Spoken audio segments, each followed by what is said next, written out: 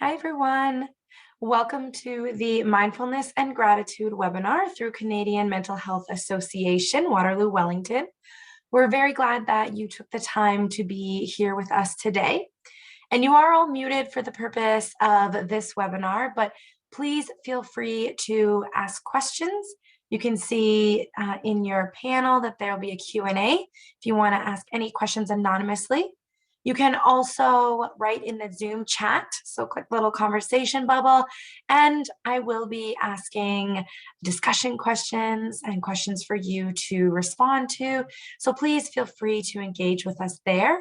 So if you do open up the chat and you see the messages, you can respond to hosts and panelists. So you can send a anonymous question just to me and no one else will see it, or you can click to everyone and then everyone else in the chat will be able to see the responses there. So please feel free, again, to use that. We want this to be very engaging for you to learn from myself and others to get the most out of your experience today. Right, so before we begin, we just wanted to start with a land acknowledgement.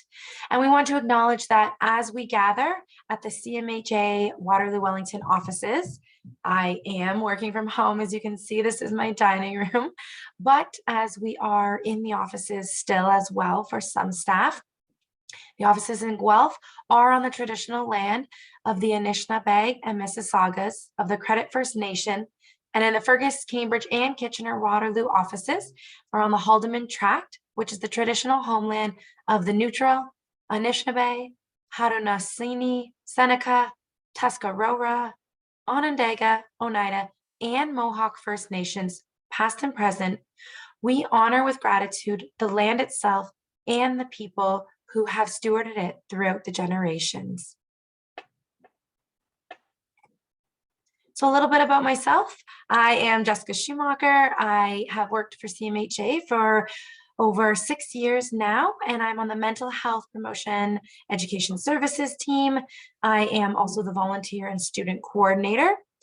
I am a Safe Talk, Living Life to the Full trainer, and I am in the process of getting trained in empathic strain, which some of you may know or have heard of as compassion fatigue. So here is my email in case you did think of any questions at a later date or wanted to reach out further. But I also wanted to mention here that you will be getting these slides. You will also be getting the recording. So we really just want you to be here, present, taking it all in. If there's something important you want to remember right now, great, yes, jot it down. But you will be getting all of this information later, so you don't have to worry about frantically writing something down before we switch slides. But here's my information. It'll be up there at the end as well, in case you wanted to reach out. All right, so this presentation is divided into 3 parts, and it's what we're going to go over tonight. And the first piece is aware. So what is mental health and how is it related to our happiness?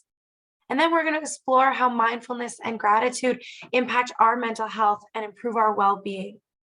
And then we're going to act. So we're going to learn some strategies, simple things that we can use for our toolbox and implement into our daily lives. So this webinar is engaging and interactive, and feel free to engage as much as you want, or again, just be mindful and sit back and pay attention. But we are going to start off with a poll. Okay, so I will launch that first poll there for you. And I'll also put it up there on the slides. So feel free to respond or write in the chat if you don't want to use the poll, or just think and reflect for yourself. All polls are anonymous, so don't worry about anyone else seeing what you wrote. Just try your best. But yeah, we started you off with a question to test your knowledge a little bit. And the question is, what % of the population is affected by mental health? Right, well, answers coming in there really fast. Okay. Looks like everybody has answered. So I will end the poll there and I'll share the results. So we have answers all across the board here. 40% for both 50 and 85% of the population is affected by mental health, and 20% of you said 100. Well, the correct answer is 100%. We need to remember this. We all have mental health. If you have a body, you have physical health. If you have a brain, you have mental health. And that's the way that we need to be talking about it, making sure that we're doing everything that we can do to take care of ourselves. We do that physically. Well, we need to make sure that we're doing that with our mind. So, mental health is the overall state of well being and our general state of mind. And we all have mental health, and there's steps that we can do to take care of ourselves. Mental illness, on the other hand, that is that specific diagnosable condition that can interrupt a person's daily functioning and impact their quality of life and well being. And generally, that requires support from mental health specialists. So, 20% of Canadians, 1 in 5 Canadians, will experience a mental illness at some point in their lives, but we all have mental health. So that was great. Thanks for all the engagement, and hopefully we will remember that now and carry that through. Okay, second poll now as well.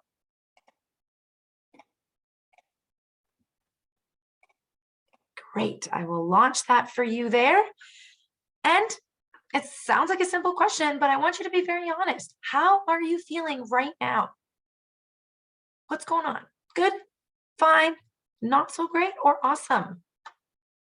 And it's just really important to reflect and check in with yourself.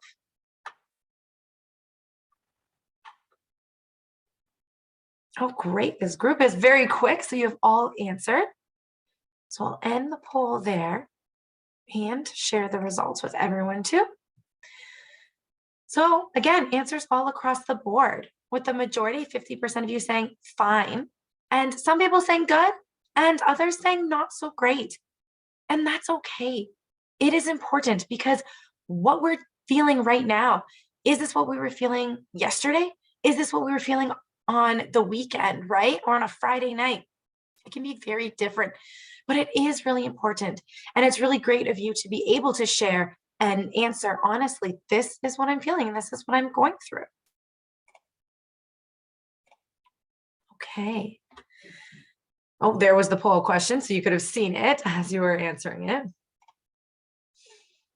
But when we talk about mental health, for a lot of people, that is kind of difficult to understand really what it means in that definition, right?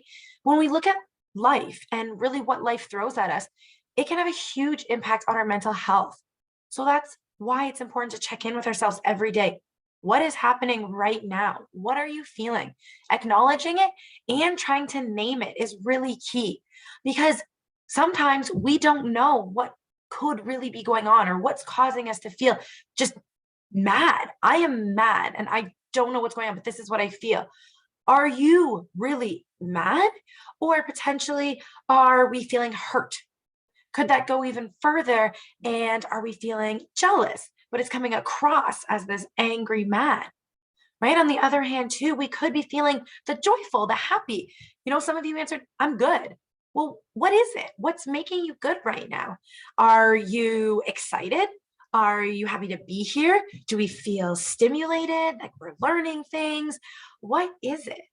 Right? So it is really key. And this is still not an exhaustive list of all the emotions that one could be feeling, but it is a great start, a great place to start. So you will also, when you get the recording, be getting all of these resources as well. But as we go along, I'm just going to drop them in the chat as well for anyone who wanted the links too. And it is important to acknowledge our feelings, right? And it seems very easy, but sometimes it's hard and it's difficult. And we don't know till we are either really stressed or really overwhelmed or really sad and upset in the moment to figure out what it is. But it's a great thing that we can teach ourselves and others. What we do know right now is, from surveys being taken, is that people are struggling more with their well-being. 77% of Canadians rely on "I'm fine, thanks" to express how they're doing. And maybe that was what you were feeling, and that's why you clicked that earlier. Oh, I'm fine, right? Meh. That's a new word that people are just doing. They're just meh, we're going through it. And we say we're fine when really we aren't fine. But if we say it over and over again, we can convince ourselves that we're fine, maybe with being lonely, or we're fine with no connection. We're fine with just going through the motions every day, maybe not showering or getting ready in the morning because, well, we work from home and we don't have to. We have nowhere to go. But it's maybe not ideal for us. It's not what we want, but it will do. And we become fine with it. But you don't need to be fine, and that's okay. And we don't have to say, oh, well, we've been in this for 2 years, so you should just have it all figured out. You should get into a routine by now. We don't have to be okay with it. And we can still know that it's difficult, this change that's happening. We know that this is still times of COVID. It's still unprecedented. There's still so much change that's going on, right? Even 2 years in, it's changed how we work, how we live. Maybe we're educators, we're parents, now we're teachers, right? Because we have to help our children. We're caring for others, the way that we connect, right? All of this is happening to us, and more people are feeling more negative than positive. Maybe you can relate to that, right? Maybe we don't feel like we're headed in a good direction. Maybe a lot of stuff has just gotten thrown at you and it's just piled on, and we're very stressed about a lot of things that we can think of. And global crises like this can cause our feelings of powerlessness, helplessness, fear, right? Because it's interfered with our daily patterns of living. And most of us worry about what the future holds. We do know, though, that this is a great graph to look at and the great way to explain it too, that no matter what's going on, no matter how many setbacks, that we do know things are slowly getting better. It may not look that way, but they are slow baby steps. There is that light at the end of the tunnel. And we know that practicing mindfulness and gratitude can help alleviate some of those fears. I know that it has helped me. I was someone who have been educating people for years, and I have really never actively practiced gratitude. And I started a journal, and it's been really great, right? It has allowed people to more fully enjoy the day, the week, the moment that we're in. And it allows you to take some just deeper breaths instead of everything that's been going on, and we get really tense and not really focusing and being short of breath and holding everything in and just tense all the time.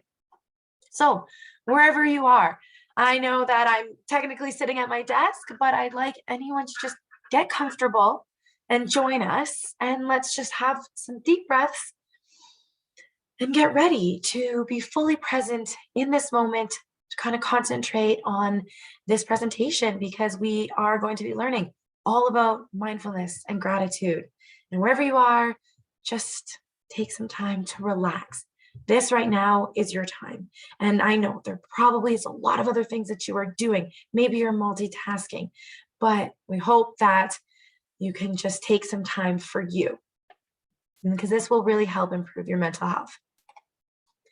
So up here is CMHA's definition of mental health. If you really needed one, it's very hard though, because sometimes we can't fully explain it, but we do know that it impacts our thoughts, feelings, and actions, right?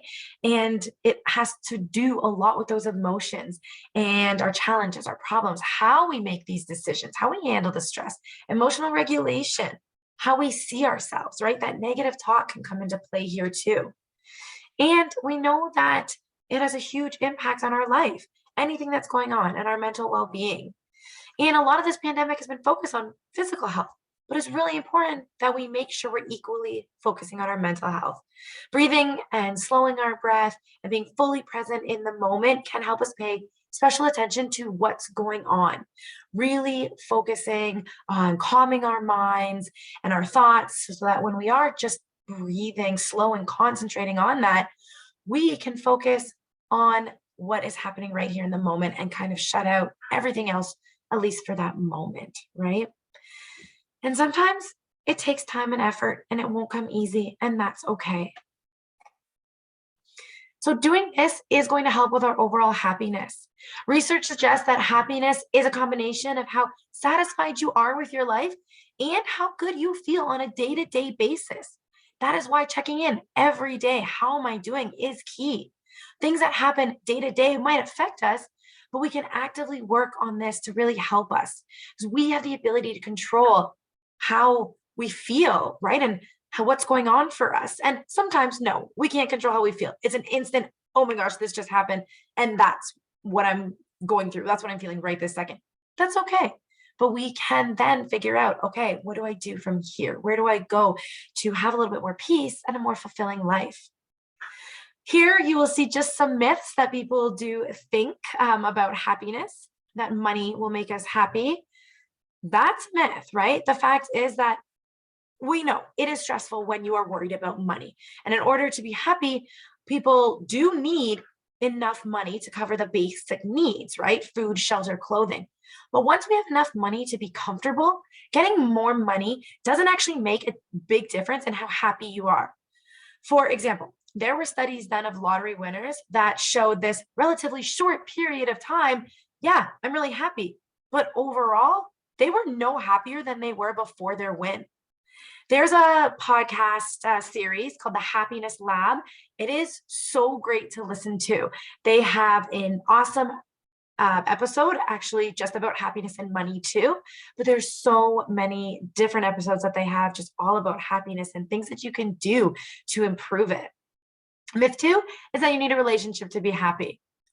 Fact is, being in a healthy, supportive, loving relationship does contribute to happiness, but that does not mean that it's not true that you can be happy and fulfilled if you're single.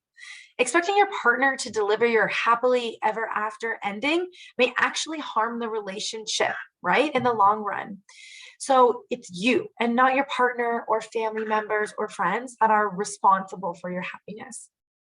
Myth 3, and this is a big one, a key one, is that happiness declines with age. And that's what a lot of people think, but that's not true. Contrary to popular belief, people tend to get happier with age.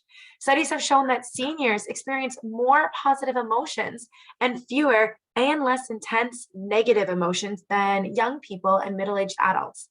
And generally, older adults are more satisfied with their lives, less sensitive to stress, and they're more emotionally stable.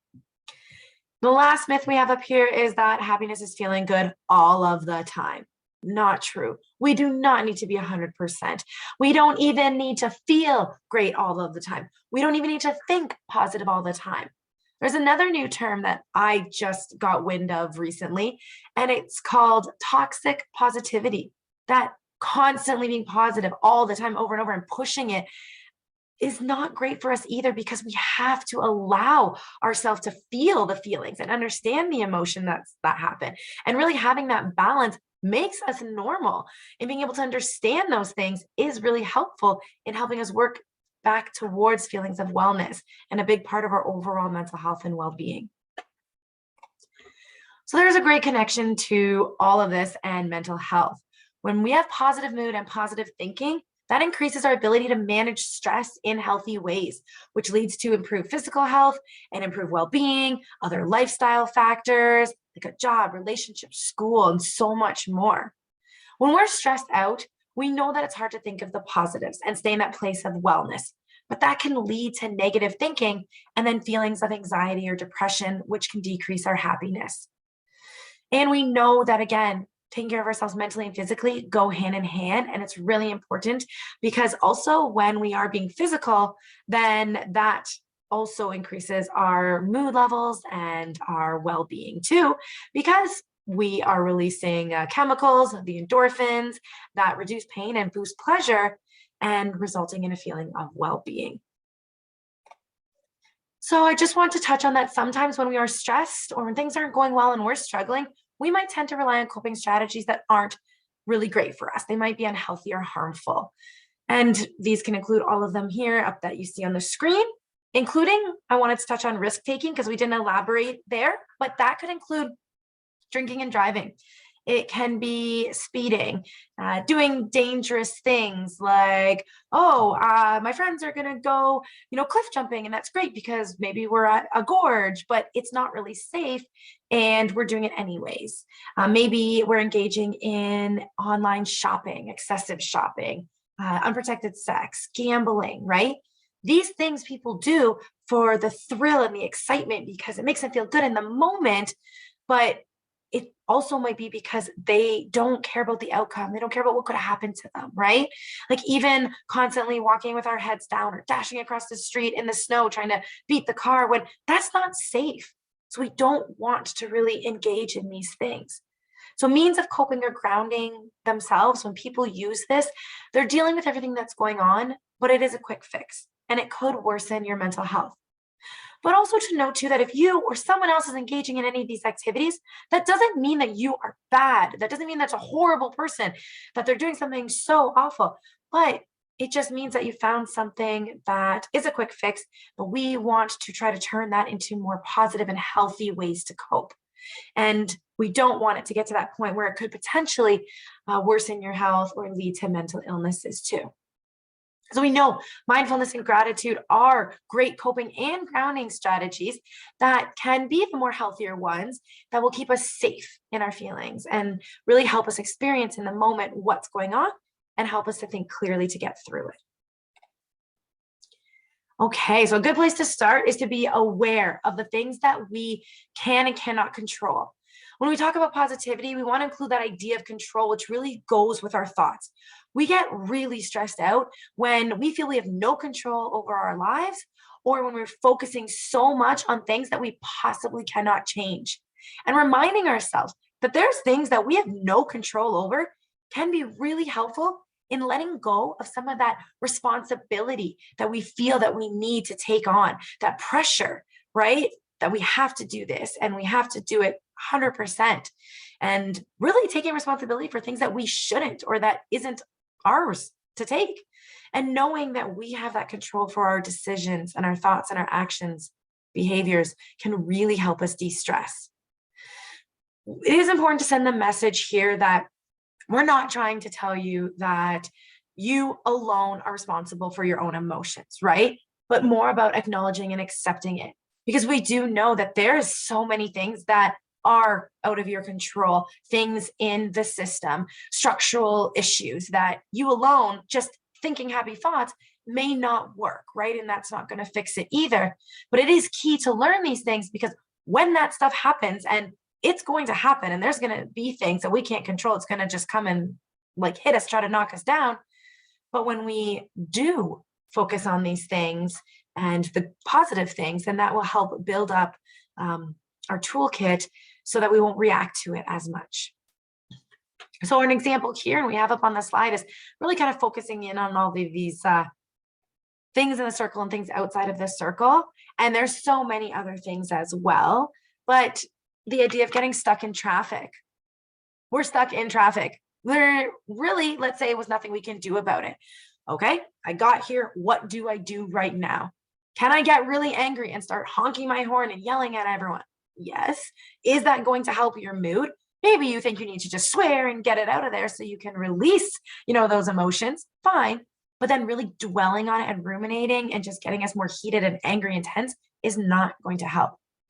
We're in traffic. Great. Is there a great radio station we can listen to? Is there a podcast? Can we focus on nature if that's around us? Right? And if maybe that is not good, that's not the way that we can go. Is there a way that we can control not getting into traffic? Okay. Well, can I leave my house earlier? Can I take the back roads? All of these things, ultimately, we can decide and we can figure out. And if we really can't, we can't leave earlier, we have to be here. Well, what can we do in the moment to not be so upset? If anyone has any thoughts in the chat that you want to throw in there, please feel free to write them in the chat. What would you do? How could you control your actions or your behaviors? What would help in that moment if you are stuck in traffic and you're getting angry, your blood's starting to boil?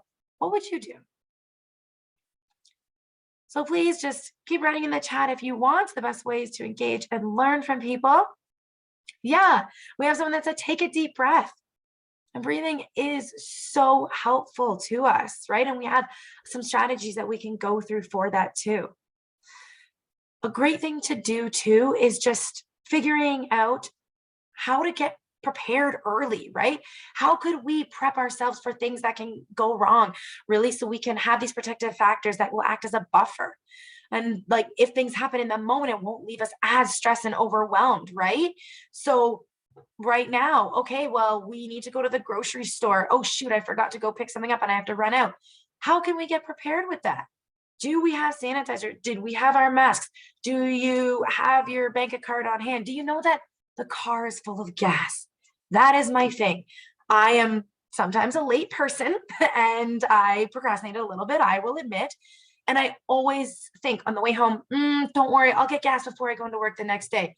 And then I'm rushing late. And I know I don't have that tank full enough to get me to work. So I have to stop. Then I'm upset. Then I'm like, oh my gosh, now I'm angry at the line of two cars when really it wouldn't be a big deal potentially if I prepped earlier, if I gotten things ready to not maybe get in those situations or to help me prior, right? Someone else had written in the chat that you can do something you enjoy. Singing in the car. I love that. What is it that you like to sing? What is your genres? It can be anything, right? A lot of people think, oh, calm me down. Ocean and nature and birds chirping. That's great. And if that works for you, fine. But if you also love to just crank metal and rap or classic rock, right? Go ahead and do that. Do it a little safely too, because we don't want to be, taking our foot off the gas or the brake or anything like that. But yeah, doing what you love, something that really works, that won't distract you too much. So really trying to be aware of what we can and can't control and prepping for those moments ahead would be really great. So if you're thinking about it too, think about something you might be concerned or stressed about, something right now that you can't control in your life, and just take a moment to think, what are those things that you could potentially prep ahead of time? Maybe you are like me and you're running around and running around, and then you go to work and you have no lunch. Could you prep anything earlier? Is there anything you could do on a Sunday morning, right? What is it for you? I want to do a little exercise here now. And again, just get comfortable with where you are, and you can focus on the slides in front of you. You can even close your eyes and just focus on my voice if you want to. And let's see how this makes us feel. What if someone told you you have nowhere to be, you have nothing to do, you simply have time to breathe, to just be? How would that feel?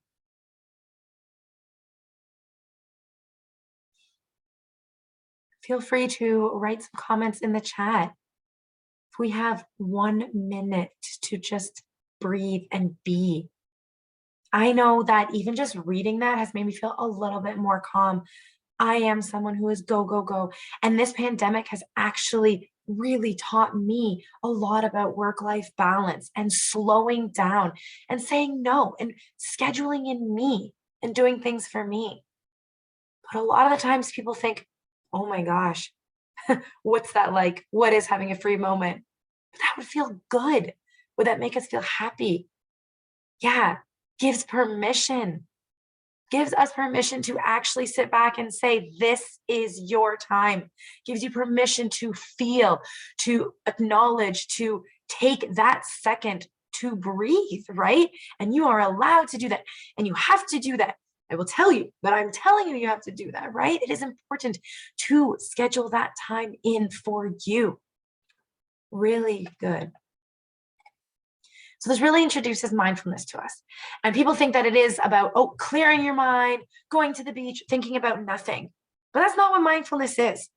It is paying attention to the present moment, experiencing it with openness, curiosity, and a willingness to be with what is in a non-judgmental and compassionate attitude. Paying attention to the present moment without judgment. Making that special effort to notice what is happening right now to our mind, our body, and our surroundings, not judging anything, but just allowing it to be. It's important to know, okay, she's telling us to do mindfulness. She's telling us to breathe. Oh, okay, well, why, right? Oh, I tried it and it didn't work. When we know why it's important for us to do things, we might actually actively take more time to do it. And then we want to see these results. And when we start to see the benefits, we will keep going and it becomes a little bit more ingrained with us and a good routine and pattern, right? So practicing mindfulness and meditation appears to decrease activity in the areas of the brain associated with negative thoughts, anxiety, and depression. At the same time, it increases activity in the areas associated with joy, contentment, and peace. It strengthens the areas in our brain about managing emotions, right? The areas in charge of controlling our attention. And they have so many more mental and physical benefits, as you can see on the screen. So it really helps us become more self-aware. And for us, then we can choose, and our decision making will become a little bit sharper, and how we're going to cope with these unhelpful thoughts. And it can also help us to create some space between our thoughts and us. A lot of the times we get caught up in these thoughts that aren't great for us, and we ruminate and we overanalyze. And that can then determine what our mood is going to be. We want to create that space because we need to remember that our thoughts don't define us. They don't make who we are. It is a thought we are having. Okay, there's a thought. I'm acknowledging it, but I'm going to move on from that because that's not who I am. And that's not what I choose right now. It can allow us to think more clearly and then react more calm in different situations. This is a really great activity that I am going to guide us through now. So wherever you are, get comfortable, and you can put your feet grounded on the floor. If you're sitting cross-legged, that's fine, but just try to relax and get comfy. But put your hands in your lap and then put one palm facing upwards. I'll just show you here. It's not in my lap, but one palm facing the ceiling. And we're going to do some deep breathing. And when we inhale, we're going to just inhale through our nose. We're going to exhale through our mouth. And as we exhale, we're just going to tuck one finger in. And we're just going to do that for 5 breaths. So on each exhale, just tuck a finger in. And I want you to focus on your breath, on the sound of it. You can focus on me and my voice. You can focus on how it feels, right? What's going through your body as you're breathing. Okay, so if you want to as well, you can feel free to close your eyes, keep them open. Okay, so we're going to breathe in through our nose, out through our mouth, and then you're going to tuck one finger in. Second breath in and out.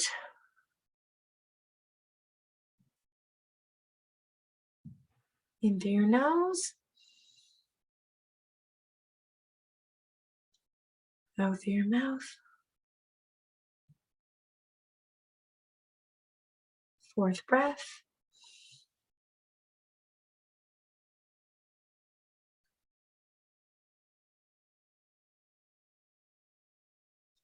Last one in and out.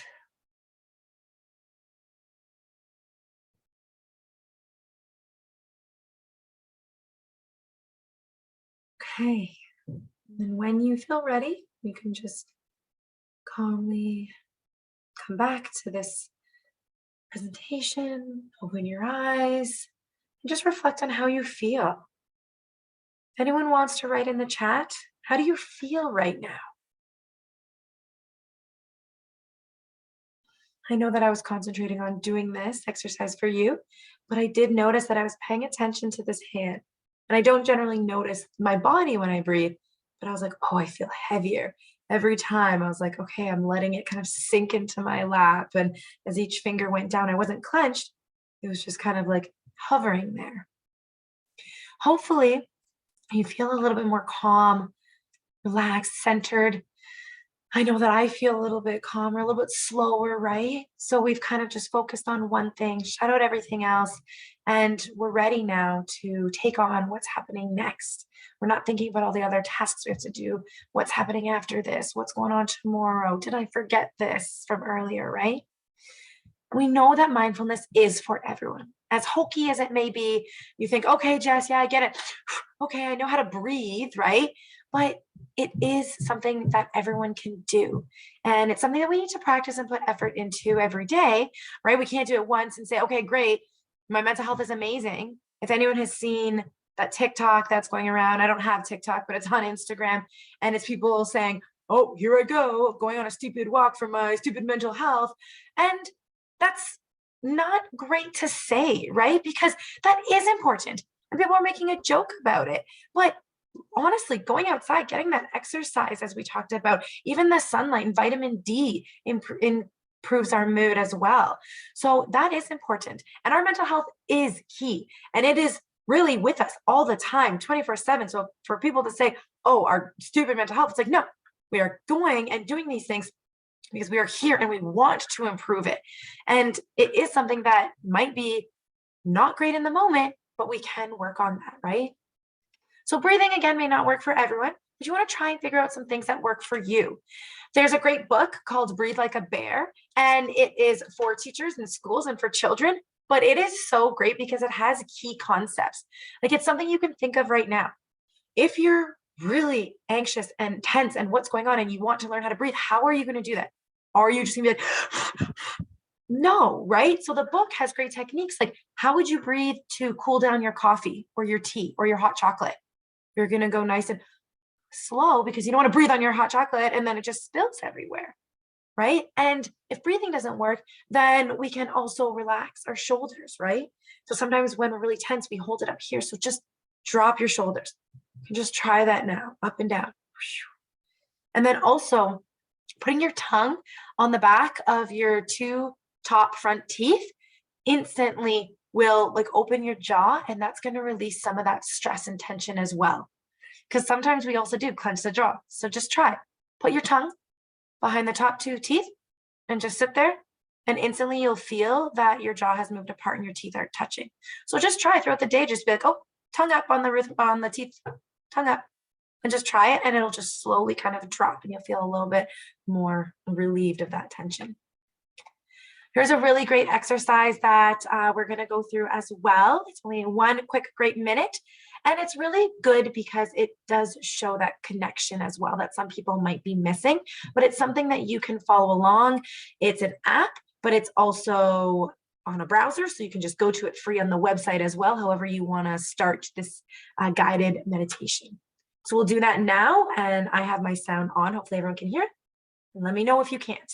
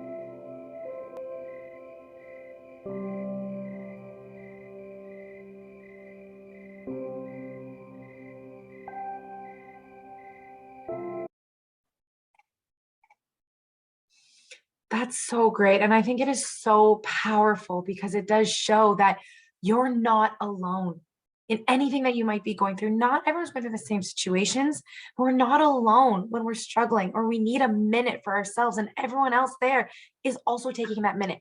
And that was 60 seconds. So you don't think that you need to have 1 whole hour to do meditation before bed.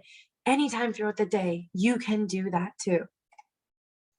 We want to think of it like this. Right now, the only place that we can be is where we are right now. If we're still thinking about last week, we're angry with that person that wronged us 5 years ago, then we're not going to be able to enjoy where we are.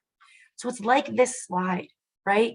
And if we've ever watched young children, they're fantastic with being mindful. They live in the moment. Oh, look at this bug. Why is this flower yellow? My feet feel so warm and the sand or against the black pavement, right? They're fully engaged. Also includes when they're fully engaged in a full-blown temper tantrum, right? But that's mindfulness. They can savor every minute. And in the good minutes or moments, then they're enjoying everything that's going on because their minds are not as full as us adults, right? And as adults, our minds are often cluttered with so many things that we need to do: paying the bills, making supper, finding a new job, being like homeschooling our kids, taking care of our family members, cleaning, everything. Our thoughts and our minds are often so full of so much stuff that we don't enjoy the moment that we're in, or we're on autopilot and we're just going through the motions in a disconnected way without really experiencing them. So take a minute to reflect on this slide. Look at the picture. Which thought bubble resonates with you? Is your mind full of stuff that's going on? Or are you mindful about what's going on? Feel free to write that in the chat if you want as well. Share with others. But it is important to be in the present moment and not focus so much on the past or the future. Yes, it is good to reflect. And yes, we know that setting goals is a great way to help us cope and prevent stress and a great thing to do. We don't want to get so caught up in that either as well. Mindfulness is a skill, just like any other. It requires that practice, right? That's what I had said earlier. And we need to make sure that we're doing that and really noticing, okay, what's happening to me, the tension, where am I feeling it? What's going on? Where's the stress in my body? And don't wait for that quiet half an hour, right? Doing it any time that you can. You can do it in any one of these ways as well, right? Anything that you're doing in the moment. So if you think about it, right now and being fully engaged, this is the only moment that we can do this. You don't taste something right now that you did 30 minutes ago, right?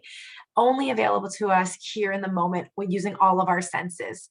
So like eating, we want to tune in to all of the senses. What do you see on your plate?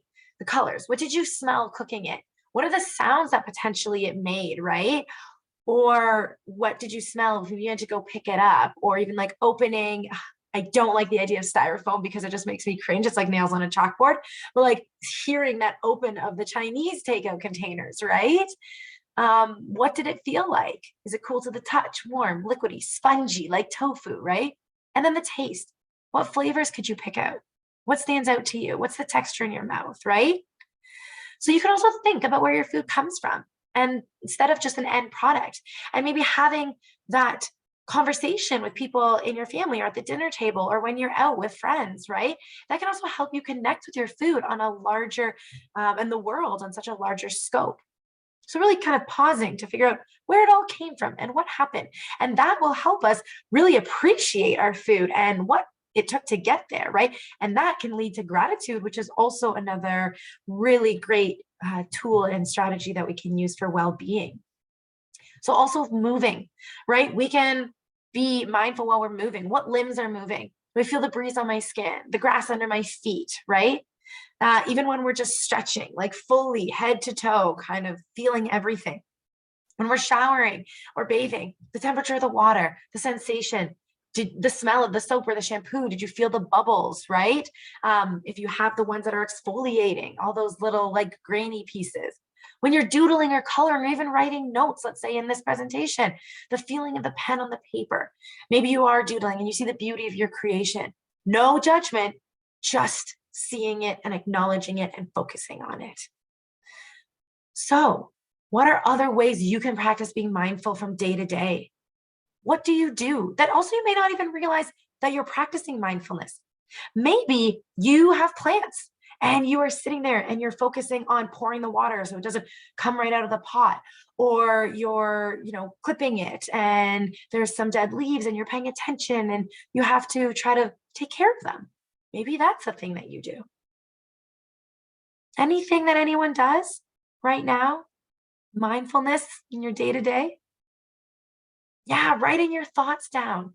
This can also help you with sleep because a lot of the times when we ruminate with things over and over before bed or in the moment that we can't sleep, so get up, leave the room because we don't want to associate bed with negativity, and then just write down, jot down all your thoughts. Get it all out. Don't try to fix or solve or anything or judge or analyze. Just write them down. And I am being mindful about what I'm writing down and I'm watching it come out of the pen or the ink. I like the notepad, whatever it is. A lot of the times, too, people making coffee, they are being mindful. And that's a good moment for you. If you make coffee or tea or is you're preparing breakfast. I am someone that always loves to just have a show on in the background. Music is great too, but sometimes I don't pay attention when I want to have a TV show on my laptop while I'm doing dishes. But maybe making coffee, you sit for that moment and you take it all in. How cool is this machine? I'm hearing the sounds. The coffee grind smells so nice. And then watching it drip down and fill up and then putting into the cup. I have a Harry Potter mug that once you put hot water in, it shows the little footprints appear. And that is so cool. So I just sit and watch the footprints. So I'm trying to also incorporate mindfulness anywhere, right? We can do so many different things. A really great exercise too, which is another grounding technique, is the 5, 4, 3, 2, 1.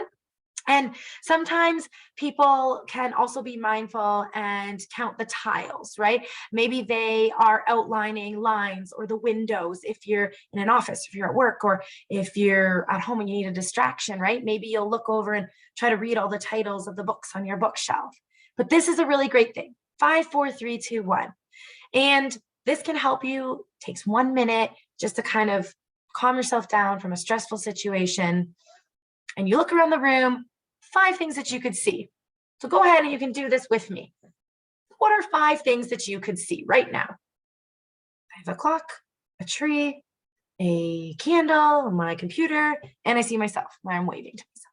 And then 4 things that you could touch or things that are around you that you know has a different texture. I have a soft blanket. I have a cactus. I can touch my pen. My hair has a texture. And I'm touching the hard table. And then what are 3 things that you could hear? I heard the vibrate of a phone. I can hear my own voice and the hum of the refrigerator. 2 things that you could smell. And again, maybe if you don't smell anything, it's things that you think what smells good. Like right now, there is a Christmas morning candle behind me.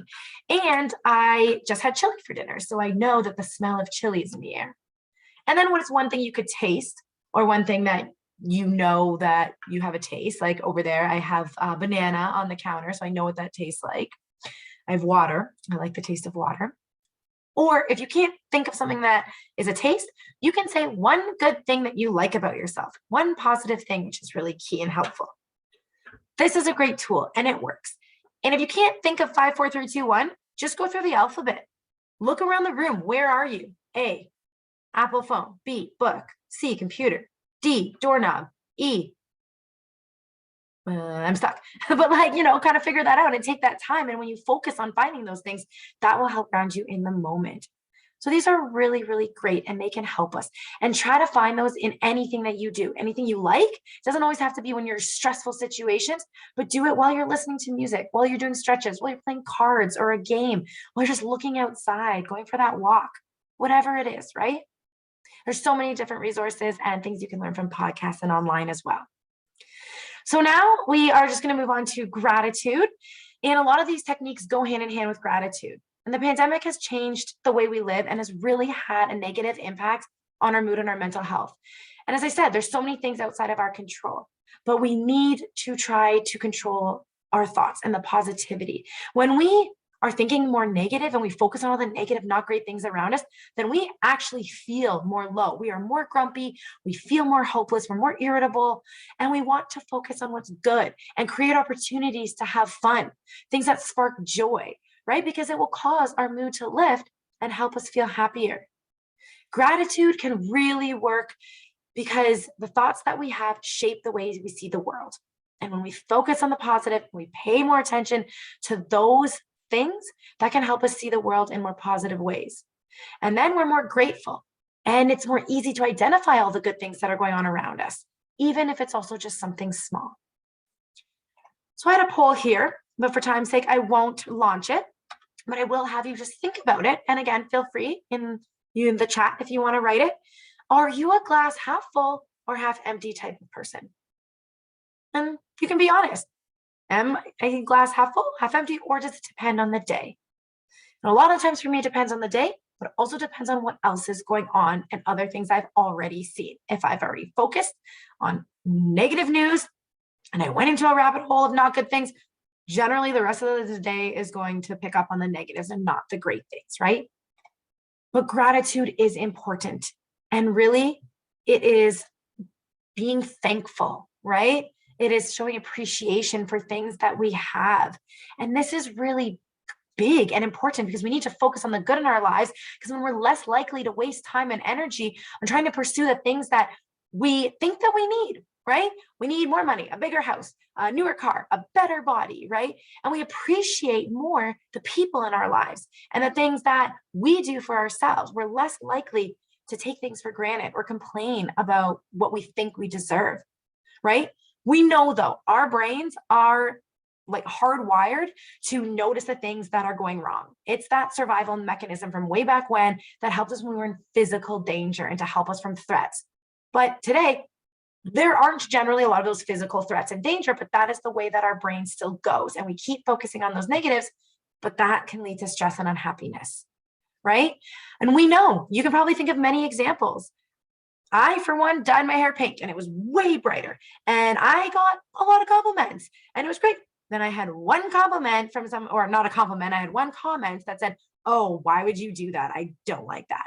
And that's what's going to stick, right? And we are going to remember that one thing, not those tens and hundreds and thousands of great things. We'll just remember the one. And we really don't want to do that. We want to train our brains to not think and dwell and ruminate over that, right? Because we know positive emotions affect our brain and our brain's chemistry affects how we feel. Cortisol, which is the stress hormone, decreases when we have happy thoughts and we feel joy. And the brain creates serotonin in response to those positive emotions. And that helps us feel happy, calm, and less anxious. It's really key about why we want to practice gratitude as well. Really, really important. There's also many benefits of gratitude, also physically and mentally, that you will see, and it has an impact on us, and we know it, right? So we will not just feel more connected to others, but it also decreases cellular inflammation, right? We could have increased self-esteem, more energy, a positive outlook on life. All of these things will really help us, and there's so many more. But we want to focus on the benefit of the idea of gratitude in the sense of being less envious of others, right? Comparison, especially with social media, we always want more. We want what they have. We're not happy with what we have. We want next things, bigger and better. It's all temporary happiness, right? We want that instant gratification. But we really need to stop and appreciate and see what we have. Because while you're looking at someone else and thinking you want what they have, someone is looking at you and saying, wow, they're lucky. Look what they have. I wish I had that. And we don't see it. This great quote that I love is, comparison is the thief of happiness. And we need to try to remember that. We also don't want to get caught up in all of that bad and negative, distressing news. It's important to be informed. We don't want to be immersed in it, right? And go down that rabbit hole. So if you notice yourself doing that, change that news channel and flip through the sports or the happy section of the newspaper. Find something positive on social media. Go to the cute puppy videos or comedy, things that make you laugh and make you smile, right? Trying to find the feel-good news stories. What do you like? Turn on a podcast, turn on a TV show, just kind of change that and not surround yourself with negativity all of the time, because it can be really, really heavy. And sometimes we can say no to people that are also maybe potentially bringing us down and that they're constantly negative or complaining. But we need to choose what we fill our brain with. 75% of our self-talk is negative. We want to change that. Imagine if that was positive, how great we would feel and how well we would be doing. And we wouldn't tell our best friends or someone we love the things that we say on ourselves. So why are we so critical? Why are we always beating ourselves up and getting down and being so negative? Give yourself some grace and compassion. Be kind, right? Maybe you have to write it down. Maybe you have to ask a friend or a family member, hey, what do I do that's good? Can you tell me something you love about me? Because maybe we can't see it in that moment, but it's okay to ask. Write down the accomplishments. Write down the things that you love about yourself. Who's there for you when you need them? All the things that you've experienced, the good health you have, right? That's really key and important. So we can start by doing this, right? Writing it down, gratitude activities. So feel free to write in the chat things that you're grateful for, right? And it doesn't have to be things that, oh my gosh, if I didn't have this, I couldn't live, right? Like we know we are all so grateful for clean air and we have water and health kit, right? But also those tiny little things that we might need to find that really, if they weren't there, we'd be really upset because they add to our lives in such a positive way. And things that make us feel good, that make us feel happy or smile in the moment, right? Yeah, chocolate bars. That is amazing because we are so glad they're in our lives. They make us feel good and they're great. And if we didn't have them, they might impact us. Maybe that's our go-to and that's what we like. But all of these things, we want to focus on that. And writing it down can really force us to see it in writing and pay attention to things that we might otherwise take for granted. So gratitude activities, if you can't think of anything, oh my gosh, off the top of your head, try to follow this, right? They have a Monday to Friday thing. So these are great tips. And again, you're going to get all these slides just looking at the time, but I'm not going to go through them all, but little things, not realizing that a thank you note or complimenting someone else is actually really going to help you positively as well. Someone had said that they're grateful for a long time life partner in the husband. Great, right? So if it's a partner, a significant other, a dedicated family member, right? Who's there? You're grateful for them. They would do anything for you. You would do anything for them. Sometimes they drive you nuts and you might get in arguments, but ultimately you are so glad and thankful that they are in your life. Really great. So it's really key to try to search for these positives. The more that you look, the more you're going to find them, right? We need to trick our brain. So when we even think about something, if we write it down and reread something from like the day before, that tricks our brain to thinking about the happy things. So it says, oh, we are now happy right now in this moment. It can actually increase our happiness. So that's really key because that will help us move throughout the day. Here's a great activity document too, like a template. And you can get this, it'll be included in a document that you can download and then write in. And this was actually made from our mental health youth program. And they wanted to educate and bring awareness to everyone else too. So it's really great, somewhere you can start. And then just kind of wrapping this up with the idea that, again, practice, practice, practice, mindfulness and gratitude, working on our mental health. They say it takes 21 days to form or break a habit. So you want to do this. You don't want to give up. You want to keep going and not get discouraged if you don't see improvements after one day. The more you do it, you're going to see results. You're going to feel those benefits and you're going to want to keep going. Here's some other things that you can do, ways to stay grounded throughout the day if there is so much hustle and bustle and you're on the movement. Chocolate, so we said the chocolate bars. Dark chocolate is actually really best because it has a little bit of caffeine for keeping you alert, but also it decreases your stress. And that can really help you too to calm down. Flossing, so again, something that's mindful, so you're actually paying attention, but you are also helping your health along the way too. And then having some more minutes in between. So trying to do any of these things, right? Getting out of that building, going for that walk, just getting up, taking the breaks, leaving your desk, leaving your area, walk to another room in your apartment, walk down the stairs and then back up again, whatever it is. And really the takeaway and the hope from today that you have found something that you can try throughout this webinar. Anything. If you want to try, oh, I'm going to try mindful eating. Oh, I'm going to have a snack later on and I'm really going to be mindful about it. I'm making tea after this. Okay, I'm going to try that, right?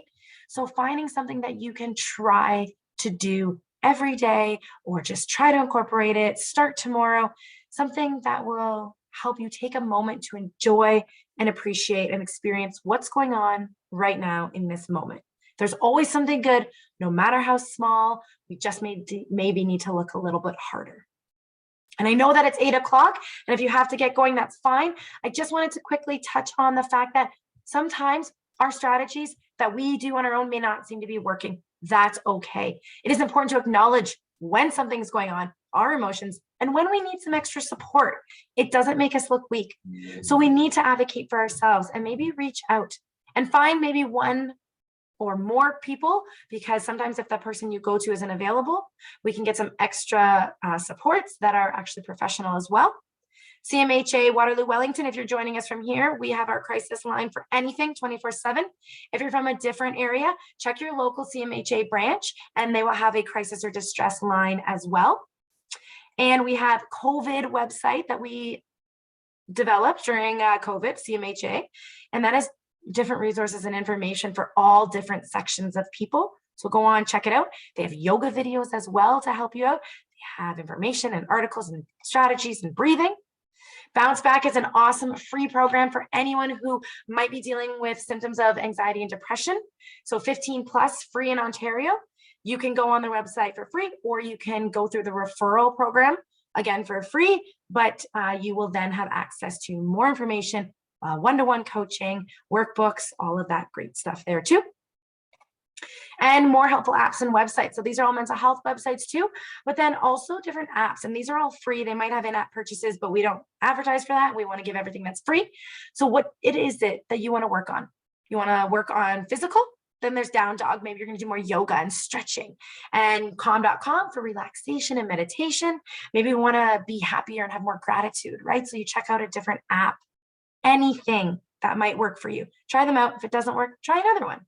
If anyone has any great resources, any tips that they've used, any strategies, please feel free to throw that in the chat too as we wrap up so people can learn from you. There's some more resources that we're going to send out about mindfulness. And you can also visit us online, going to our events page for any more free webinars. Maybe that's how you found this one as well. More information about all of our services and programs. And then potentially taking that back to your workforce. If you want us to do presentations, trainings, workshops, we can do all of that. Different presentations, all can be tailored, lots of variety there. So feel free to reach out to us, or again, reach out to me if you do have any questions. And 8:02, that's wonderful. I'm glad that you have stuck with me to the end. And I'm just going to check the Q&A. If anyone has any questions right now, please feel free to put them in the chat. I see nothing there, so that's okay. And again, I just hope that you will reflect on this presentation. I'm glad you were here in the moment, and that you will have at least one takeaway that you're going to challenge yourself to actively do. Really try to do it and write it down. Tell someone you're going to do it, and go ahead and try that tonight. So I hope you have a wonderful night, and take some time to also do some self-care for yourself. So thanks everyone, and have a good night. Bye now.